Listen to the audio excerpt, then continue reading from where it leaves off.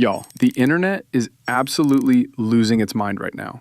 Because after Charlie Kirk's tragic death in September, people started digging into his widow Erika Kirk's past. And what they found on TikTok is going absolutely crazy. We're talking millions of views, thousands of comments, and a conspiracy theory so wild that even Nancy Grace had to weigh in on it. Erika Kirk and JonBen&e Ramsey, the 6-year-old beauty queen who was back in 1996, might actually be the same person, according to internet detectives. And here's where it gets even crazier. Netflix just dropped a bombshell documentary about the JonBen&e Ramsey case in November 2024. And it's bringing up all kinds of new evidence and theories that have people questioning everything they thought they knew about that Christmas night in 1996. The timing of this documentary and the renewed interest in Erika Kirk, it's got people connecting dots that seem impossible to ignore. We've been ruling people out for the wrong reasons. Everybody should be back on the table. You have to go deeper.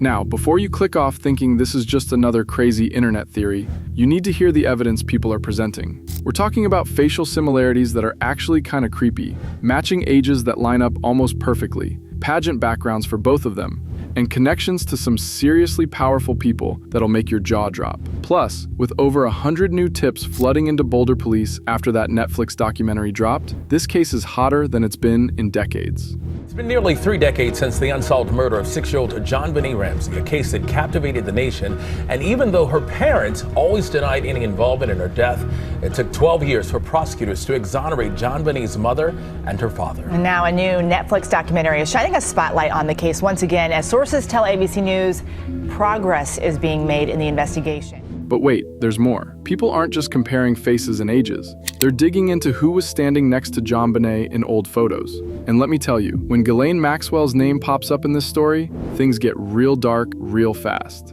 And then there's the whole connection between the law firm the Ramseys used and the same firm Ghislaine used years later. If you think that's where this rabbit hole ends, you've got another thing coming. Okay, so let me give you a quick rundown for anyone who's been living under a rock. JonBen&e Ramsey was an adorable 6-year-old beauty pageant queen from Boulder, Colorado. On December 26, 1996, the day after Christmas, her parents woke up to find a ransom note demanding money for her safe return. But hours later, her dad, John, found her body in their own basement. She'd been hit on the head, strangled with a cord, and the killer was never caught. Got JonBen&e. She's gone. They've got her. I said, what do you mean they've got her? She's been kidnapped. Boulder police officer Fred Patterson was one of the first detectives on the scene. It was a very rapid response once I knew what we were going to. I met him at the front door and told him what was happening. And he said, "What, do you think she just ran away?" And I said, "She's 6 years old. Heavens no." There were no signs of a struggle in the house. There was no signs of forced entry. There were no footprints outside the house. I mean, I was thinking, close the roads, roadblocks, close the airport. What are we doing here? And you assume the police know what they're doing. Sergeant Robert Whitson arrived and quickly read the ransom note. Speaking to anyone about your situation will result in your daughter being beheaded. For almost 30 years, this case has haunted America. The Boulder police messed up the crime scene so badly that evidence got contaminated. The media turned it into a circus, accusing the parents of killing their own daughter. But in 2008, DNA evidence cleared the whole Ramsey family, pointing to an unknown male intruder instead. New technology helped exonerate the Ramsey family. Touch DNA analysis found the DNA of an unidentified male on JonBen&e's long johns. It matched DNA that was found earlier on her clothing. So here's where Erika Kirk comes into this whole mess. After Charlie Kirk was assassinated at Utah Valley University in September 2025, Erika stepped into the spotlight in a major way. She became the CEO of Turning Point USA, gave powerful speeches, and suddenly, millions of people were looking at her face for the first time. And that's when TikTok users started noticing something weird. Charlie loves speaking off the cuff. He was very good at that, without a script. So I personally didn't know what he was going to say. People started posting side-by-side comparisons of Erika and JonBen&e. They pointed out the same dimple on the right cheek when they smile, the same eye shape and color, the same facial structure. And here's the kicker. If JonBen&e had lived, she'd be 35 years old right now. Erika Kirk, she's 36. They were born around the same time. Now let's get into the actual theory that's got millions of people scratching their heads. The conspiracy goes like this. What if JonBen&e Ramsey's death was faked? What if that whole scene in Boulder was staged to make everyone think she died, but really she was sold or given to another family? And what if that family was the Fransvey family in Arizona, who raised her as Erika Lane Fransvey, who later became Erika Kirk? I know, it sounds absolutely insane. But hear me out on why people believe this. Both JonBen&e and Erika were involved in pageants. JonBen&e was a child pageant star, and Erika won Miss Arizona USA in 2012 at age 23. That's not exactly common for random people, but for someone who grew up in that world, it would make sense. Arizona USA 2012 is Erika Fransvey. But here's where this theory takes an even darker turn that nobody saw coming. Remember how we mentioned Ghislaine Maxwell earlier? Well, TikTok sleuths found an old photo of JonBen&e at what looks like a pageant or party, and standing near her in profile is a woman who looks eerily similar to Ghislaine Maxwell, Jeffrey Epstein's partner in crime. Now here's the confirmed fact that makes this even more suspicious. Years after JonBen&e's case, Ghislaine Maxwell used the exact same public relations firm that the Ramsey family had used when they needed help with JonBen&e's case. What are the odds of that? And then there's what Charlie Kirk said just weeks before his death. He suggested that Jeffrey Epstein had been an Israeli intelligence agent. Was he getting too close to something? Were there connections between powerful people in the Ramsey case that we're only now starting to see? Let's talk about some verified facts that are actually documented and not just internet speculation. Erika Kirk was born on November 20th, 1988 in Ohio. Her parents divorced when she was young, and she was raised in Scottsdale, Arizona by her mother.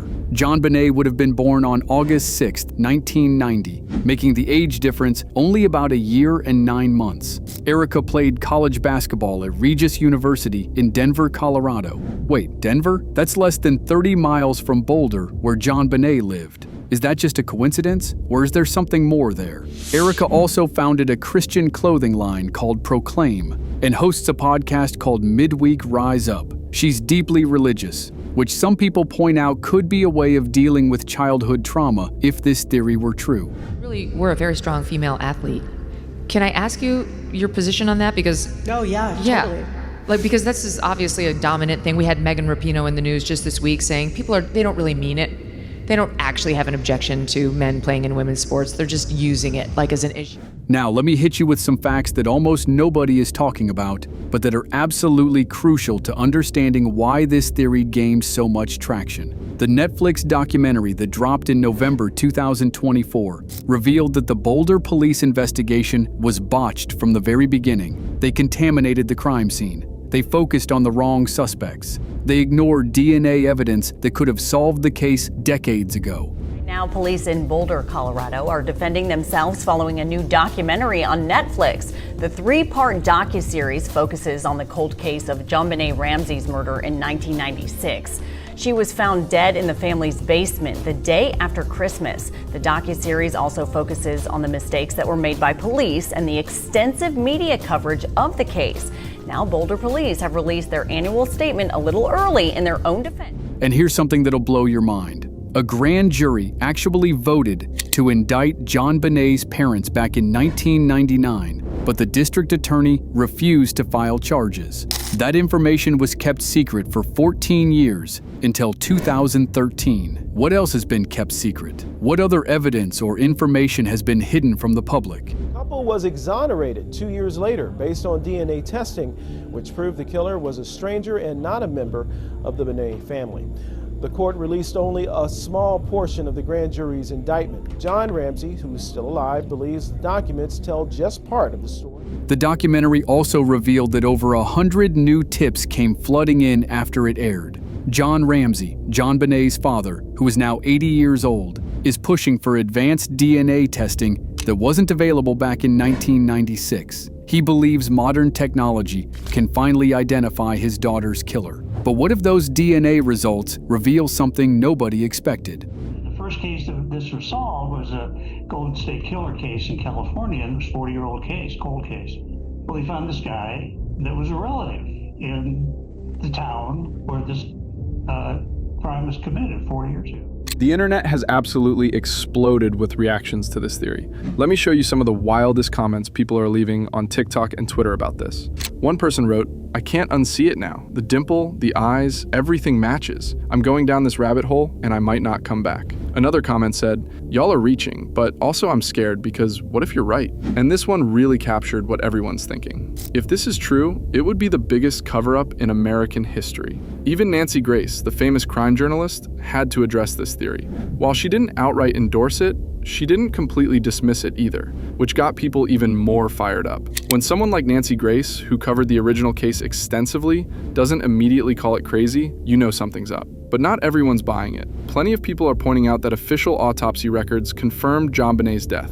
The coroner determined she died from a skull fracture and strangulation. There was a body. There was DNA evidence. Law enforcement and medical experts have repeatedly stated there's no credible evidence to support the theory that JonBen survived. Murder of 6-year-old JonBen Ramsey captivated the nation and put her family under the microscope, with many speculating that her father, mother, brother, or all three were involved in her killing. Now here's what almost nobody is covering, but what makes this entire situation even more complex. After Charlie Kirk's death, there were conspiracy theories suggesting Erika Kirk might have been involved. Some people online started speculating about the timing of everything, about insurance policies, about who benefits from Charlie's death. These theories have been widely condemned, and there's absolutely no evidence supporting them. But the fact that they exist shows how much scrutiny Erika is under right now. How many kids did you guys want to have?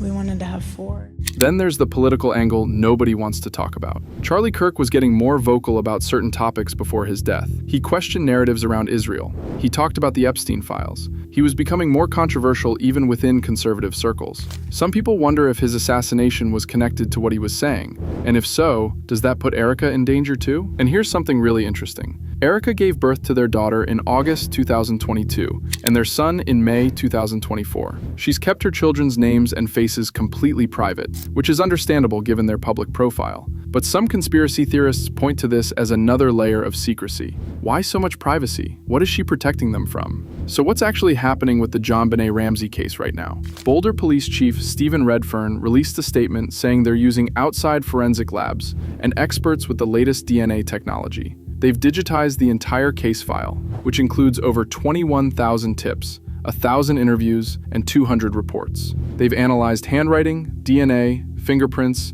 and shoe prints from 200 people. John Ramsey met with investigators in mid-2024 and is scheduled to meet again in January 2025. He's begging them to use advanced DNA testing that could finally identify the killer. The technology exists now to extract information from evidence that was impossible to analyze in 1996. There's real hope that this case could actually be solved soon. So what happens now? Well, Erika Kirk is continuing to lead Turning Point USA and honor her late husband's legacy. She's raising their 2 young children while managing one of the largest conservative youth organizations in America.